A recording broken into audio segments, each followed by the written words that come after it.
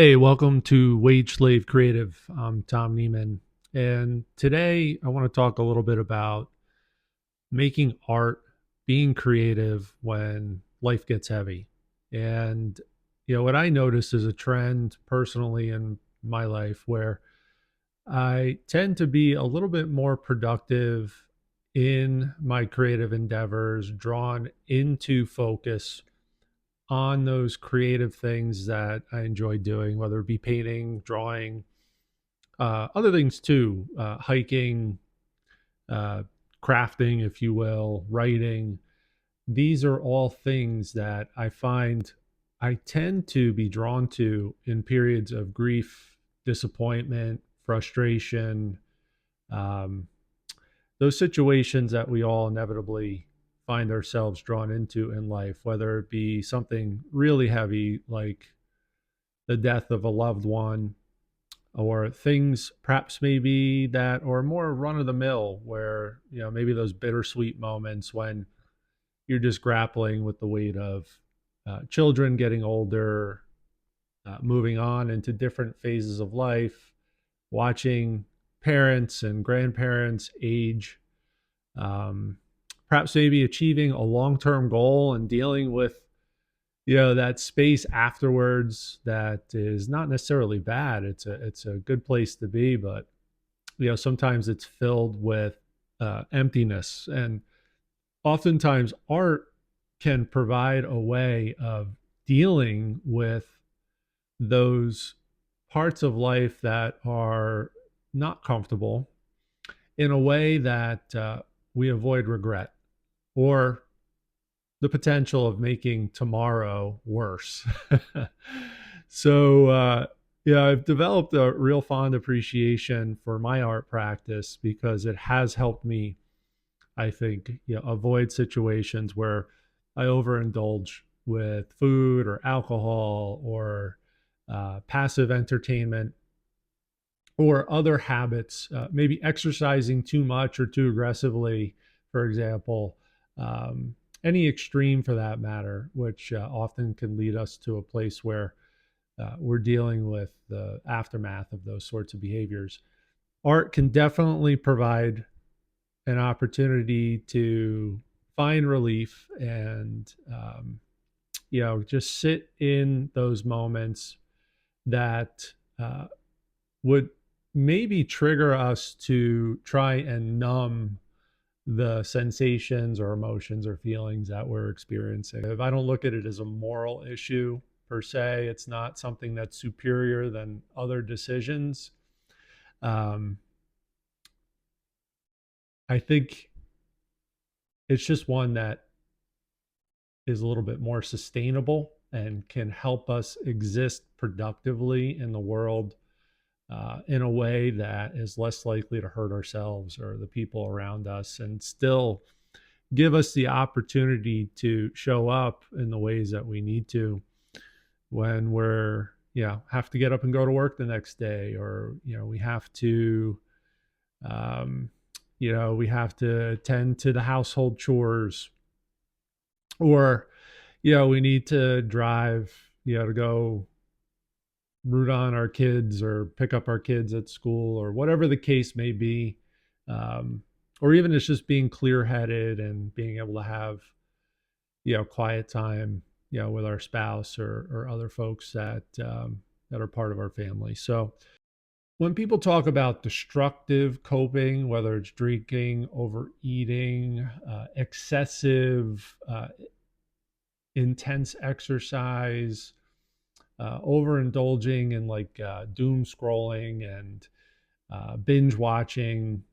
Um, these are things that they're usually framed as a failure of character, and I don't necessarily believe that's the case. And there's definitely a place for those cheap thrills, if you will, or um, those moments where we just kind of let things go and let ourselves indulge in some of those guilty pleasures. But like everything else in moderation, it's fine. But when it gets excessive, it can be really, really harmful. And again, I don't look at this as a character issue. It's an observation of something that could work better for somebody that needs to work full time, has the intention of, serving their community, taking care of their families, and also has some sort of creative impulse or desire to create art of any type. And when we see ourselves kind of fall into those patterns, I think those behaviors are trying to do something very reasonably in actuality. They're trying to help us numb uncomfortable feelings or emotions or sensations, or numb the pain that we might be experiencing. And the truth is, they often work, at least temporarily, uh, and that's why we use them. Now, the problem isn't that they're sinful or unethical, at least in most cases, but the problem is that they're one way valves, and they actually deplete our energy and sometimes deplete our ability to live the life that we want to live. Essentially, it's relief now, cost later. So, if you go out and have a few drinks, especially if you have more than you should, and you wake up the next day and you're hungover, and you're late for work, late for client appointments, not performing as well as you could, you're a little crankier, grumpier, um, maybe make some additional poor decisions as a means of dealing with those consequences. You find yourself in a vicious cycle instead of a virtuous cycle. And there's this better way to handle it. And quite frankly, the creative outlets that we have access to, whether it's creating art, drawing, painting, um, writing, or perhaps maybe creating music, um, slow movements like hiking or just long walks in nature, crafting, whether it be quilting or sewing or embroidery or whatever it is, cooking. The culinary arts are a beautiful thing that can often help us transmute um, some of those negative emotions and have a nice tangible finished product, which is one of the beautiful things associated with these creative endeavors in many cases. These are all things that more broadly can help us occupy the same psychological space, but do so in a way where we're not harming ourselves. And it's a very different outcome, not because it's noble, not because, it's healthy in some abstract way, but because it gives, difficult experiences, difficult emotions, somewhere to go. And when making art during periods of grief, I'm not trying to heal myself, but essentially what I'm doing is I'm giving grief a little bit of a container. There's some barriers. It's not going to influence every aspect of my life, and at the same time, I'm going to make progress toward something that I'm working toward long term. Um, Art doesn't try to override or rush you into the next thing. It just says, okay, let's figure out what's happening, or that just happened. That's why art is a powerful alternative to some of those self destructive alternative forms of relief that we discussed. Alcohol blunts everything. Pain, yes, it blunts pain, physical, mental, psychological. But alcohol also blunts sensitivity and judgment. Compulsive behaviors collapse time, they shrink the world, they bring their own weight. Art does the opposite. When we're in a creative flow state, or if we're just muscling our way through a creative session of any type, art does the opposite. It actually expands our world. It narrows attention without erasing awareness. And in some cases, can actually enhance our awareness, our self awareness about how we're walking through the world and dealing with what we're dealing with, our awareness of what other people in our sphere might be dealing with as well. You're not disassociating, you're concentrating. You're concentrating on something that's meaningful. Your hands are busy and your inner life is still plugged in, to the universe around you. You're still online in a sense. However, your focus is on the task at hand, which is creating the piece of art or the craft or whatever it is that you're focused on at that moment. And I guess in a way, that's a big part of the reason why people, including myself, will get busier creatively at times when we're processing grief or other heavy emotions, um, even disappointment, or just perhaps maybe feelings that are more sentimental when going through maybe one of those bittersweet periods of transition from one chapter of life to another.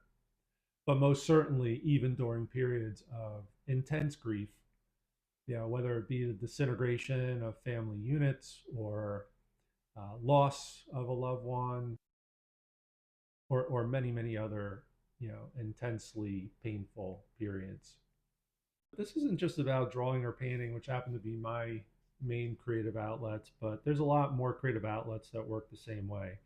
Writing, music, the creation of music, writing music, poetry, um, cooking, gardening, photography, repairs. Some folks that are just natural tinkerers will, you know, they'll find that sort of relief and escape in a healthy way by making broken things work. And it doesn't matter what it is or how you're channeling, those creative drives. It just matters that you're doing that and kind of put them in their appropriate place, um, which in many cases, can be one where you're actually saving yourself from some of those destructive impulses.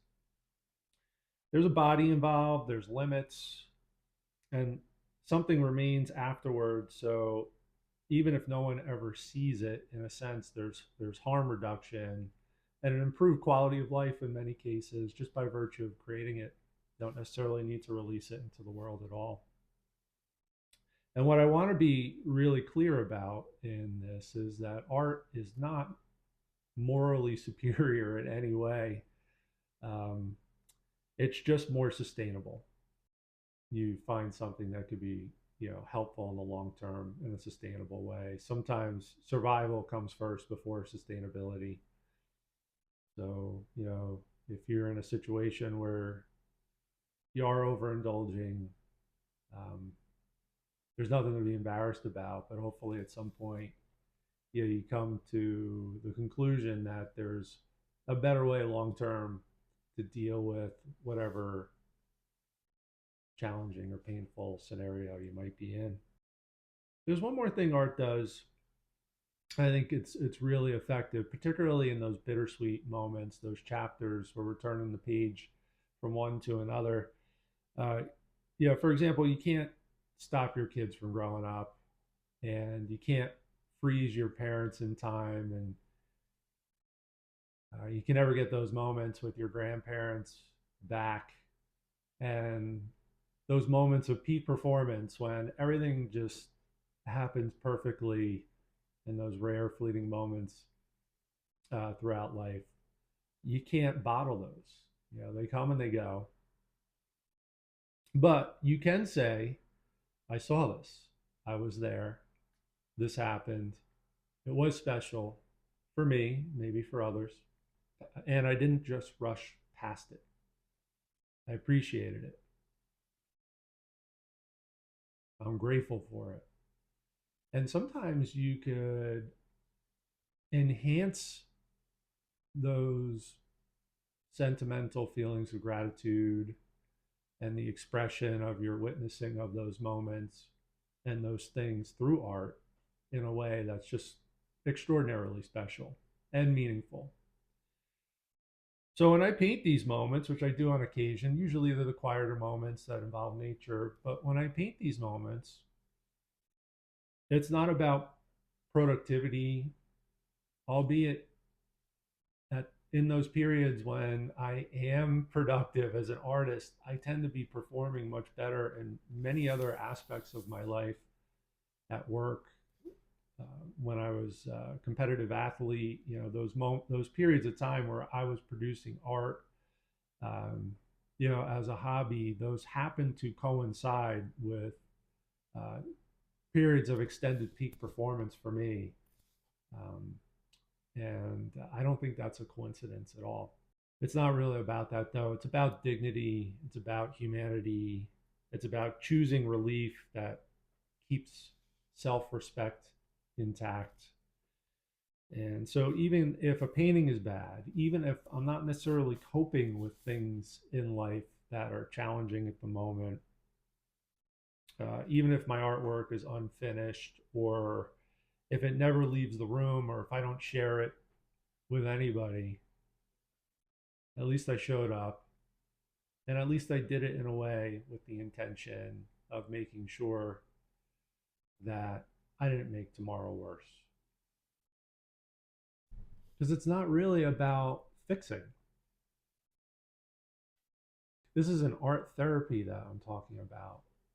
This is about integrating our creative worlds with the world that needs us to go to work, needs us to pay the bills, needs us to pay tuition, needs us to be a listening ear, needs us to be patient. That's the world that needs us. And sometimes we could be better at all that if we're investing a little bit of time in our creative endeavor. It's not about healing at all. And once again, it's not about fixing, it's about metabolizing, it's about processing what's going on around us, what's going on, and how it's affecting the people in our lives, how it's affecting us internally. It's about processing and metabolizing all of that. So I guess if this resonates with you, hopefully it helps reinforce the sense that you're not broken, we're not broken. We're just responding to something that matters. Even if it only matters to us, it still matters. And art, whatever form that might take for you, just might be that one place in a busy life where might be that place where mattering is allowed to exist without having to be explained. And that alone has incredible value.